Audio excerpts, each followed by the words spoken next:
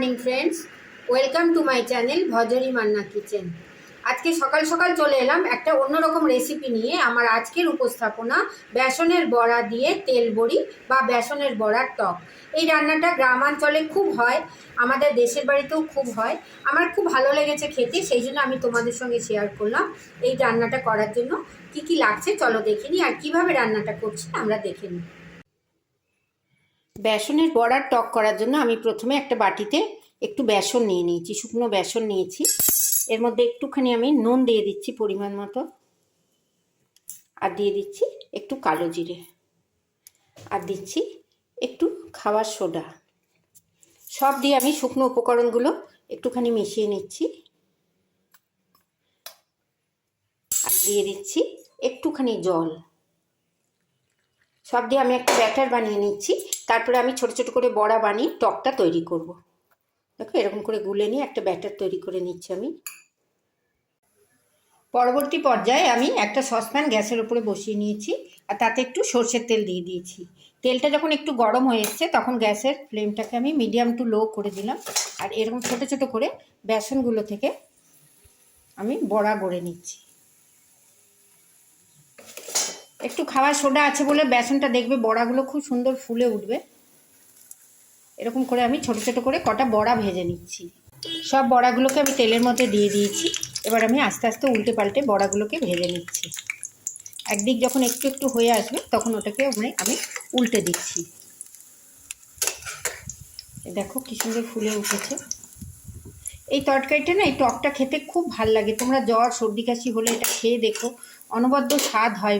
জ্বরের মুখটাই শেষ ভালো হয়ে যায়, এক থালা ভাত খাওয়া হয়ে যায় এই তরকারিটা দিয়ে।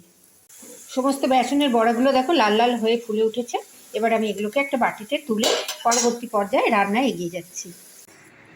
আজকে আমি বানাচ্ছি বেসনের বড়ার টক বা তেল বড়ি। এই বেসনের বড়ার টককে গ্রামের দিকে অনেকে তেল বড়িও বলে। তেলের মধ্যে বেসনের বড়া করে ভেজে টকটা হয় বলে এটাকে বেসনের বড়ার টক বা তেল বড়ি বলে।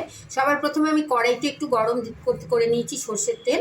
তার মধ্যে আমি একটুখানি ফোড়ন দিয়ে দিচ্ছি, একটু সর্ষে ফোড়ন দিচ্ছি,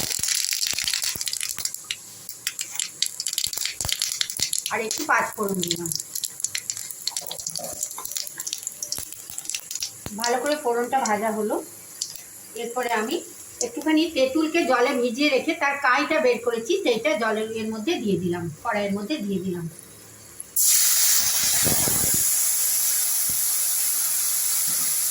সর্ষে ফোড়ন পাঁচফোড়নের মধ্যে একটু তেঁতুলের কাঠ আমি দিয়ে দিলাম। এবার এটাকে আমি টকবক করে ফুটতে ছেড়ে দিচ্ছি। এরপরে জল দেওয়ার পর আমি একটু নুন দিয়ে দিলাম, আর দিয়ে দিচ্ছি একটুখানি হলুদ, অল্প করে একটু হলুদ দিয়ে দিচ্ছি।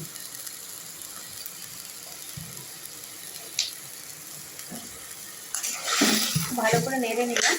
আর একটু এটা মিষ্টি মিষ্টি টকটক হয়, তাই জন্য একটু চিনিও দিয়ে দিচ্ছি। চিনির ব্যবহারটা তোমরা পরিমাণ মতো করো। এটা একটু টক মিষ্টি হয়, নুন টক মিষ্টি মাথায় রেখে আমরা একটুখানি মিষ্টি দিয়ে দিলাম। এবার এটাকে আমি ফুটতে ছেড়ে দিলাম। তেঁতুল জলটা যখন ফুটে উঠেছে এর মধ্যে আমি অল্প একটু জিরের গুঁড়ো দিয়ে দিলাম, খুব সামান্য একটু জিরের গুঁড়ো দিয়ে দিলাম। আর দিয়ে দিচ্ছি বেসনের বড়াগুলো ভেজে রেখেছি সেইগুলো। এইটার তরকারিটার নামই হলো বেসনের বড়ার টক। আর যখন জ্বর টর হয় না, মুখটা খুব খারাপ থাকে সব কিছু খেতে, এইটা একবার বানিয়ে খেয়ে দেখো, দারুণ লাগে খেতে। একটু টকটক হয়, মিষ্টি মিষ্টি হয়, এটাকে বলে তেল বড়ি।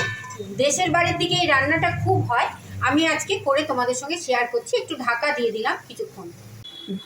টকের মধ্যে বড়াগুলো ফুলে ফুলে উঠেছে। এবার আমি 10 মিনিট স্ট্যান্ডিং টাইমে রেখে আমি এটা একটা বাটিতে ঢেলে নিচ্ছি। আমি তেল বড়িটাকে কড়াই থেকে একটা বাটিতে ঢেলে নিয়েছি।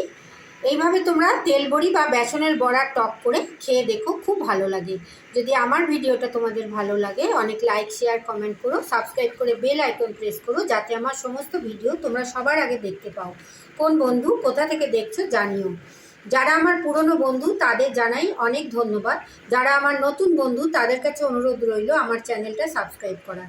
সবাই খুব ভালো থেকো, সুস্থ থেকো, সাবধানে থেকো। এইভাবে একবার তেল বড়ি বানিয়ে ঘরে খেয়ে দেখো। ধন্যবাদ।